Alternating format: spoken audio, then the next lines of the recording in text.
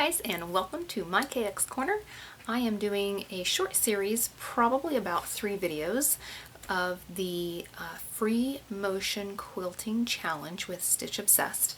So she has, for 3 weeks, she's going to have 16 challenges to do, and so I am just going to pre-make some of these hexagons, and I talked about these in one of my other videos, but this is, I made a hexagon blanket for my grandson for kind of like honeycomb. His room was in bees, and so I found some black fabric in my stash and then some of this floral fabric. So I'm going to be doing I'm going to do a total of 19 of these hexagons because it'll make a nice kind of, when I put them together, it'll be a nice about 21-inch wide thing that I can put like on a table or whatever. I don't know what I'm doing with it yet. It's going to depend on how awful my quilting looks, whether or not I'm just going to put it in a corner somewhere. But so anyways, the black is going to be the back, and then the floral will be that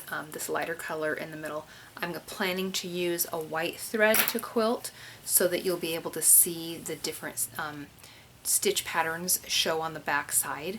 And so so far she's done a wavy and pebbles, and so I'm actually really excited to try the pebbles. I think that'll be a lot of fun. So that's what I'm going to do. So I'm going to, I have just a little bit of time here this evening before I need to go make dinner, and I'm hoping to get these 19 hexagons cut out. So what you do is actually cut whatever your background, your color is, you cut out a big, and then the small is the middle fabric. This lighter colored fabric is the small, and then you just fold the edges over and stitch the edges, and then you don't really have to quilt it. But I thought, well, this is kind of fun. I really like doing this pattern. It was so much fun to do and so easy, and so I thought this would be a great opportunity to make those hexagons again and then just do a different challenge inside each one, the free motion quilting challenge inside each one. So I'll walk you through how I make these hexagons, and then we just stitch them together and then go from there. I'm not sure, I haven't decided yet if I'm going to stitch all 19 together first and then start the free motion, or if I'll free motion each one of them individually. Actually, what I'll probably do is attempt to maybe free motion this one and see how easy it is to kind of, I know it'll be easy to maneuver around with the free motion. I'm just concerned, is it going to be too small? Like, am I not going to have enough space to work with my hands around it, versus if I make the whole piece, then I've got more real estate for my hands when I'm doing the free motion. Actually, as I'm talking through this, that makes the most sense. But I'll try it on this one first before I make a final decision. So I'm going to turn my camera down here, and so we're going to start stitching. I don't know how, or I'm sorry, start cutting out these hexagons. I don't know how far I'll get tonight, because like I said, I don't have a lot of time before I need to go start making dinner. But let's get this turned down here. So I need 19 of these big ones. If you've watched any of my videos at all, you know that I do not like to waste fabric. I know it's not a waste, right? Because I can always use it for some other project. But like when I went through and cleaned up all of my fabrics the other day, like I have all of these scraps that I don't know what I want to do with, and they're just kind of annoying because they're not like squares and they don't fold well. And so anyways, all that being said, I don't like to, when I do this particular cut, I don't like to double or triple up my fabric, because then it leaves like weird pieces left over. And so I like to just do one at a time, and especially since I'm only doing 19, it's not that bad, right? So I am just doing one layer at a time for these, and then the next one I'll put right next to it, so then it just kind of works across the fabric. I think I'm going to do this direction, and then I like to stand when I cut. I can see better, and if I'm looking over my project. So here we go.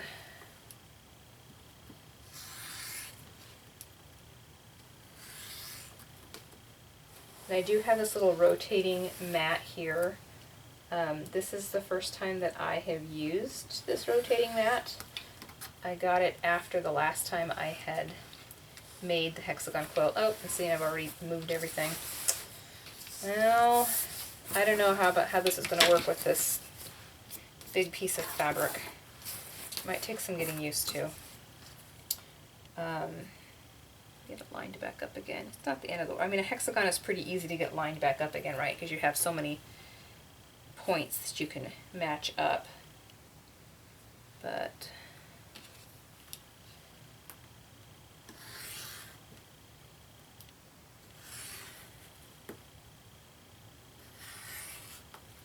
Alright, so... 1 down, 18 to go. So we're going to do 18 more of those, and I'll speed this up so you guys don't have to sit here and sit through like half an hour of me cutting these out. So here we go. Alright, I think I'm not a fan of the rotating mat for this project. I think it would probably be better if I was using like a pre-cut, but since I'm using yardage, it doesn't work. So that's okay. There's only a total of 19 of these, so we will make it.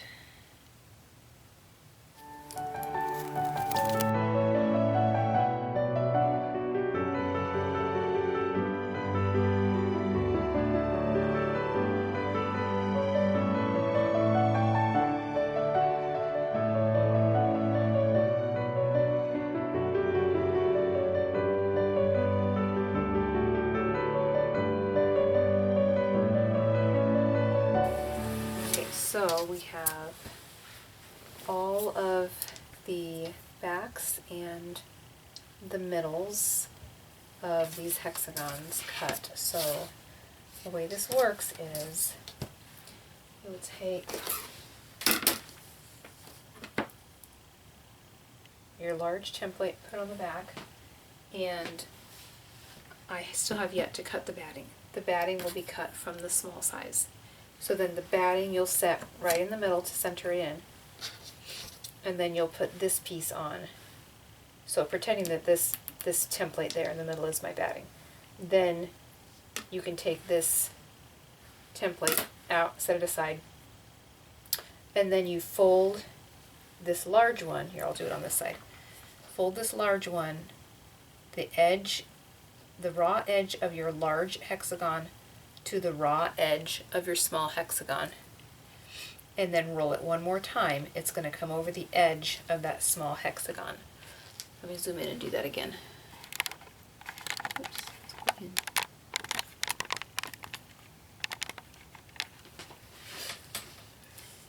Okay, so pretending that this template is my batting. Hopefully you guys can see that. I'm going to take the raw edge of my larger hexagon and I'm going to fold it right up to the raw edge of my smaller hexagon. And then you fold it completely over that edge. And then you stitch down the side here, and it's going to go through the front of this large hexagon. It's going to go through the edge of the small hexagon. It's going to go through the edge of your batting, and then it's going to go through the back of that large hexagon. So there really is, you really don't have to quilt the middle of these if you don't want to. I didn't do it when I did my grandson's quilt. I just stitched the hexagons together because it was small enough that I didn't need to quilt the middle. So the next thing that I'll do is cut out the batting. Okay, so then to assemble these, we're going to take a large one and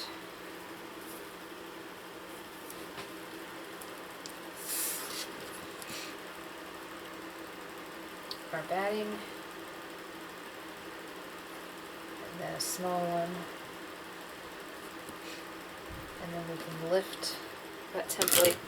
And one of the nice things about this pattern is that it's actually very forgiving. You don't have to be exact when you're cutting it out, because you're gonna cover every single edge. It's either going to be folded under and not seen, or it's going to be covered, like it's going to be folded over. So like the edge of the black is going to be folded under itself, so you'll never see that. And then the edge of the middle is underneath that black. So you don't have to be perfect with this, which is a really good kind of beginner template. It was actually the first template that I ever purchased. It was my husband and I were traveling through Missouri, and we went out of our way a little bit so that we could go to Hamilton, to Missouri Star. And we got there they close at 5 on a Saturday, and I think we got there at 4. And which was actually, it was perfect, because then I didn't have much time to spend a whole bunch of money there, right? But then, of course I've since been back, but it was a good taste. An hour gave me a good time to kind of get an idea of what Missouri Star was kind of all about. And so yeah, I saw this template because I knew at that point that our daughter was doing a bee theme for the nursery, and I saw the hexagons and decided that I had to have it. And then bought that. What else did I buy when I was down there? Okay, so that's what they'll look like. I also bought a pounce pad to use for quilting, which I have not used. I've tried it on my long arm, but I didn't like the design that I had purchased. I purchased a stencil to go with it. I didn't really care for the stencil using the long arm, so I will probably try it again. But yeah, that's what I purchased my first time down there. Then when I went down, I've been down there twice.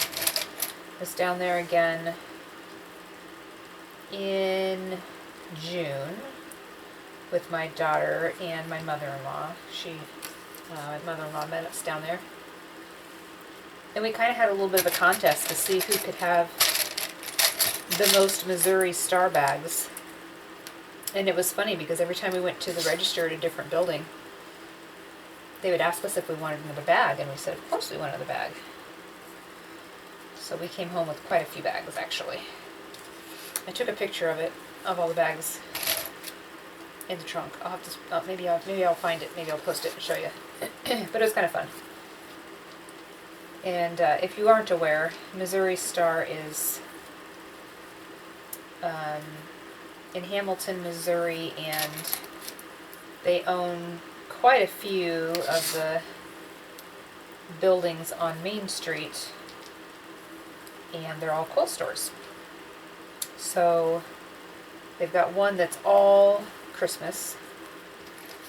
They have a machine shed, they call it. They've got machines, sewing machines and things, so it's fun.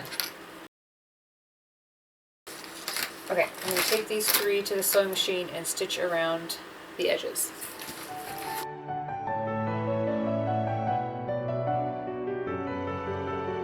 Okay, so we have 3 of the hexagons done so far.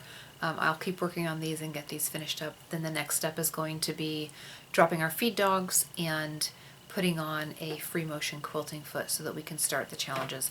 One of the things that I hear a lot of people recommend is whatever shape, whatever design, whatever free motion that you're going to be doing on your quilt to draw it. So you kind of get that muscle memory and your just that hand and brain coordination, right? So I love notebooks. I have notebooks all over the place.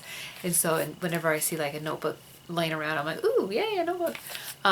So I started actually using one to just do some free motion designs. So as you can see, they're not great, but it's practice, right?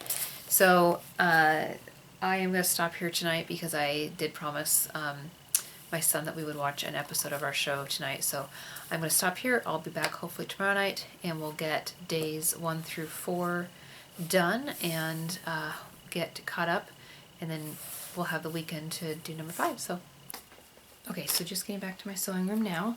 I wasn't thinking the other night that I was going to put the whole block, I guess you could call it, together before I started doing the free motion quilting. So I have all 19 of these hexagons put together. So I'm going to stitch these together now. That's what we're going to do next before we can start the actual free motion quilting part. So I did go to the thrift store today with my daughter because we like to do that. That's kind of our thing with my girls, is we like to go to the thrift store, and I wanted to show you what I got. So I'm starting another quilt this weekend as well. If you recall, I was going to do the Mom's Cozy Christmas quilt as well, sew along. And so I got my Christmas fabric, and I'm doing all blocks on it. But I found some fabric at the thrift store today for just a couple of bucks, and then they also had this kit.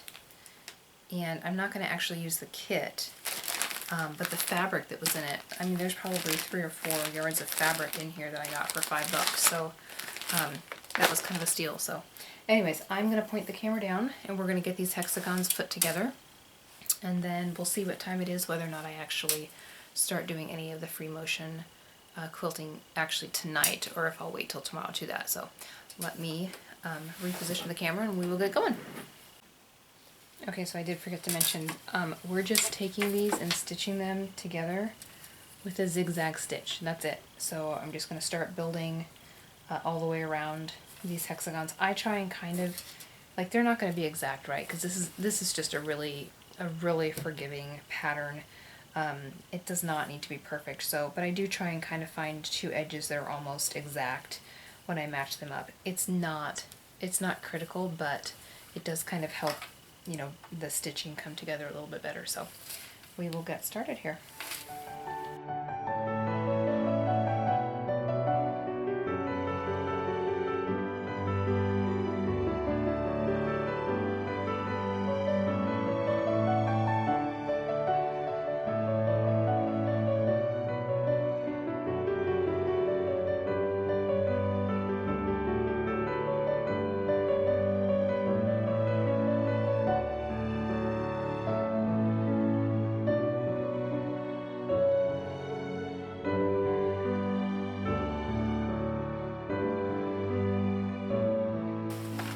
Okay, so I got the hexagons put together.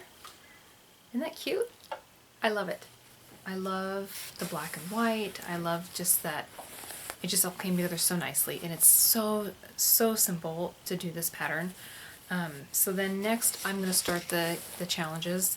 So the 5th one was just released today, and so I have been practicing these throughout the week. So we were watching a series, and so while I was sitting in front of the TV this week in the evenings, I was, you know, continuing to practice some of the designs in the challenge. This one right here is the first one, and it's just waves, and so I'll start that one first. I kind of did a little, last night when I was playing with this, I did a little extra. I don't know if you'll be able to see it. So I added some little center loops. It kind of looks like a piece of wood. I just think that is so cute, and I know it'll be a lot of extra like ends and stuff in the quilt, but I think I might have an idea of a quilt that I want to do that on, but we'll see. And I think it'll be like long arm friendly. I think I'll be able to do it with my long arm. So anyway, so that's practicing on the paper. So tomorrow I'm going to just jump right in to the free motion. I'm going to get my machine set up. I'm going to lower those feed dogs so that I'm in control of the movement of my quilt.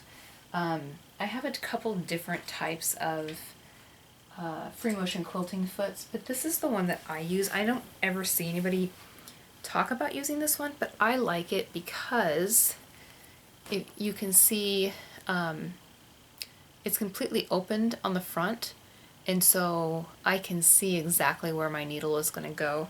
Hopefully you can see that here. Let me try this. I